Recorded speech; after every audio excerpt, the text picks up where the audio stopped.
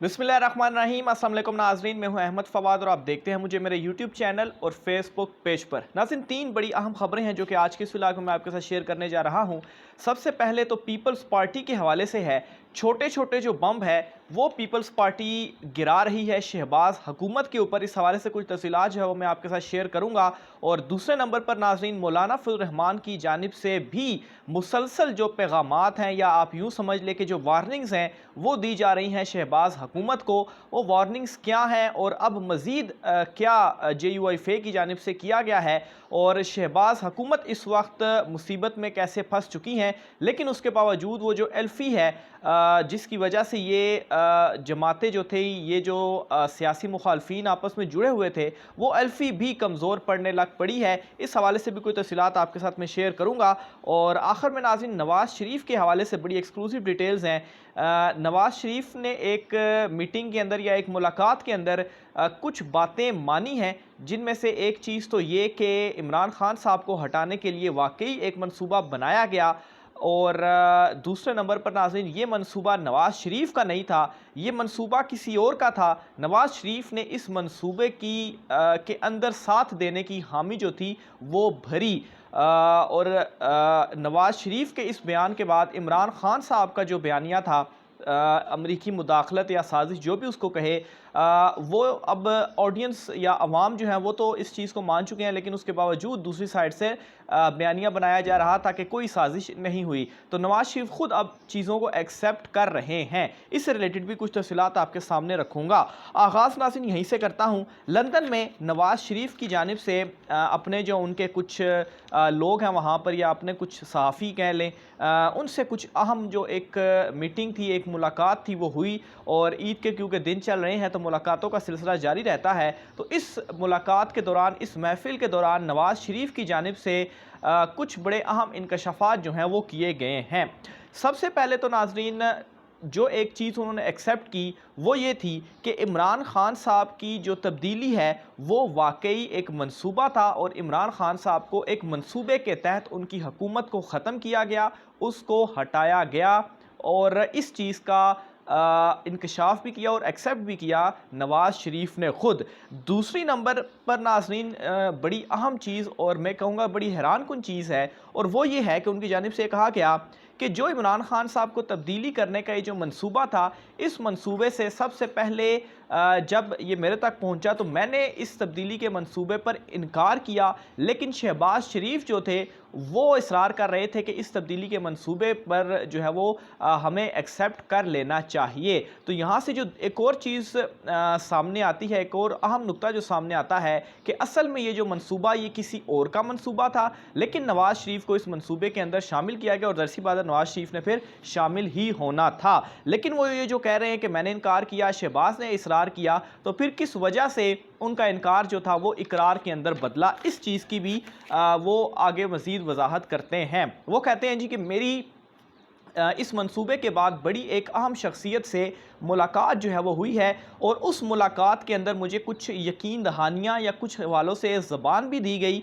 और कुछ अहम चीज़ें बताई गई जिसके ऊपर मैं माना। सबसे पहली चीज़ वो कहते हैं, नवाज़ शरीफ साहब ये कहते हैं कि इमरान खान, उनको ये बताया गया कि इमरान खान साहब को अगर अभी ना हटाया गया तो इमरान खान साहब एक अहम तैनाती करेंगे, और उस अहम तैनाती के बाद इमरान खान साहब सदारती निज़ाम लेकर आएंगे, और फिर कोई 10-15 साल तक ये निज़ाम कहीं भी नहीं जाने वाला। और इस दौरान आपका नुकसान ये होगा कि आपके जो मुकदमात हैं वो सही तरीके से जो है वो, ज़ाहिर सी बात है अभी तो काफ़ी मुकदमात उनके ऊपर हैं, लेकिन वो स्लो हैं। तो जो मुकदमात हैं वो फिर उनके ऊपर चलेंगे भी, और उन मुकदमात के ऊपर क्या होगा, फिर आपको जेलें या इस तरह की जो चीज़ें हैं ये सारी भी होंगी। एक तो चीज़ उनकी जानिब से ये कही गई, और ये चीज़ कहकर नवाज़ शरीफ को राज़ी किया गया, और एक अहम चीज़ के हवाले से ज़ुबान भी दी गई, और उस हवाले से नवाज़ शरीफ साहब खुद ये कहते हैं कि वो ज़ुबान ये थी कि अगले सेटअप के लिए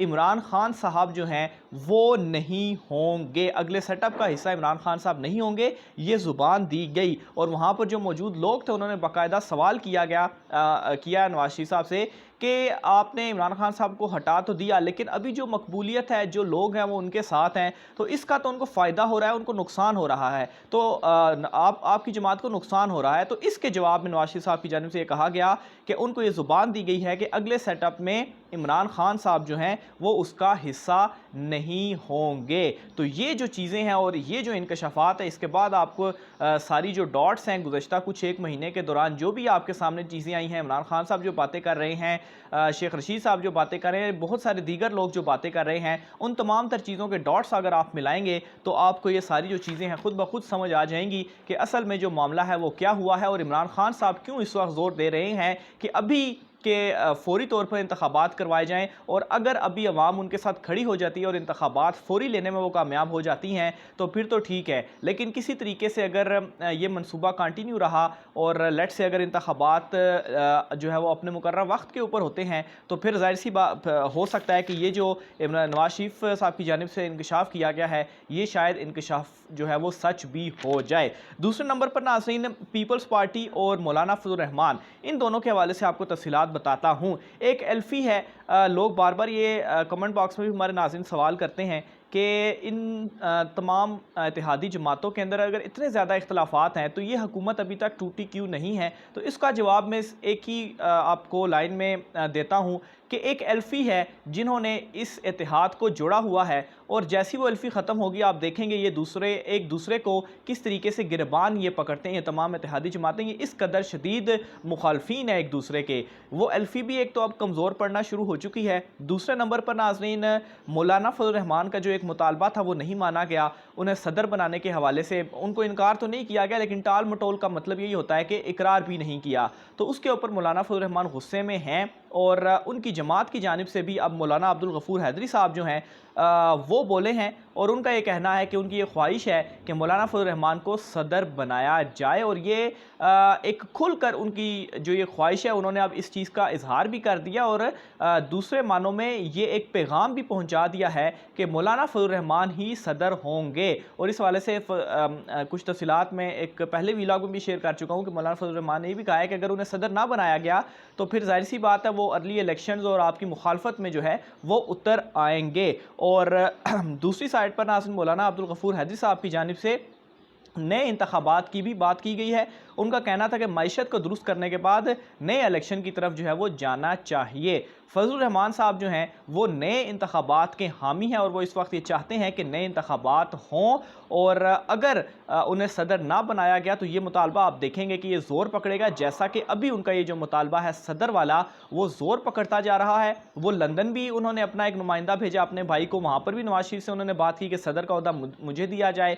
फिर यहाँ पर भी वो प्रेशराइज कर रहे हैं और अब जमात की जानिब से भी मुसलसल वो ये कह रहे हैं कि उनको सदर बनाया जाए। तो ये तो एक मौलाना फजल रहमान साहब की जानिब से क्लियर मैसेज दिया गया है। और शहबाज हुकूमत इस वक्त शदीद किस्म की जो है वो फंसी हुई है और सिर्फ वो एक एल्फी है जिसकी वजह से ये लोग जो हैं वो जुड़े हुए हैं और वो एल्फी भी अब कमज़ोर हो रही है। और आप इनके बयानात से इस चीज़ का अंदाज़ा भी लगा सकते हैं। एक दफ़ा इमरान खान साहब अगर आ जाते हैं यहाँ पर अपना धरना लेकर तो आप देखेंगे किस तरीके से ये सारा जो भानुमती का कुंबा है ये बिखरता है।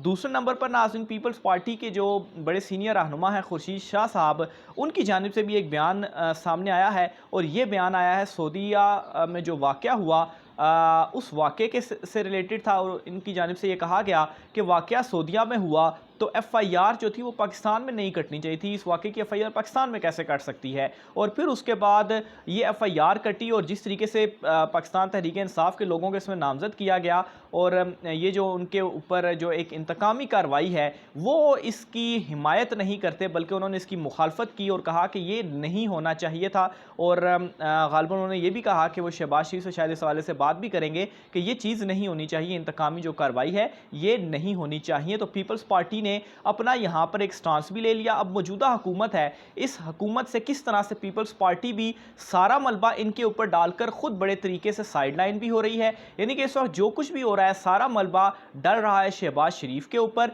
और पीपल्स पार्टी, मौलाना फजल रहमान, MQM, ANP सारी जमातें इनसे बिल्कुल साइड पर है। और इस तरह के बयानात देकर वो भी अवाम में अपना तासुर ये बना रही हैं कि ठीक है हमने इमरान खान साहब को की हुकूमत को ख़त्म करवाया लेकिन उनकी हुकूमत को ख़त्म करवाने के बाद हम इस हक़ में थे कि फ़ौरी इंतख़ाबात हो जाएँ, लेकिन शहबाज हुकूमत इंतख़ाबात नहीं करवा रही। हालाँकि शहबाज शरीफ और आसिफ ज़रदारी दोनों ये चाहते हैं कि इंतख़ाबात अपने मुकर्रर वक्त यानी कि 1.5 साल मुद्दत पूरी होने के बाद हों, लेकिन दीगर जितनी भी इत्तेहादी जमातें MQM, नवाज शरीफ, मरियम नवाज, मौलाना फजल रहमान ये चाहते हैं कि इंतख़ाबात फ़ौरी होने चाहिए। यहाँ तक कि खुर्शीद शाह साहब की जो पीपल्स पार्टी है उनके अंदर भी ये इख्तलाफात मौजूद हैं और खुर्शीद शाह साहब की जानिब से यहाँ तक कहा गया कि मुद्दत जो है वो 4 साल होनी चाहिए। खैर ये बयान वो काफ़ी अरसे से दे रहे हैं कि 5 साल चूँकि मुद्दत कोई भी वज़ीर-ए-आज़म पूरी नहीं कर पाया, तो इसलिए 4 साल जो मुद्दत है वो होनी चाहिए। और 4 साल मुद्दत से ये होगा कि ये जो निज़ाम है, इस निज़ाम में ये सकत मौजूद नहीं है कि ये 5 साल किसी को पूरे दे सके, तो 4 साल से कम ये होगा कि जो वज़ीर-ए-आज़म वो अपनी मुद्दत पूरी कर सकेंगे। तो ये नाज़रीन आज का व्लॉग था। अपनी राय के साथ कमेंट बॉक्स में लाज़मी कीजिएगा। आज के व्लॉग से इतना ही, मुझे इजाज़त दीजिए। अल्लाह हाफ़िज़।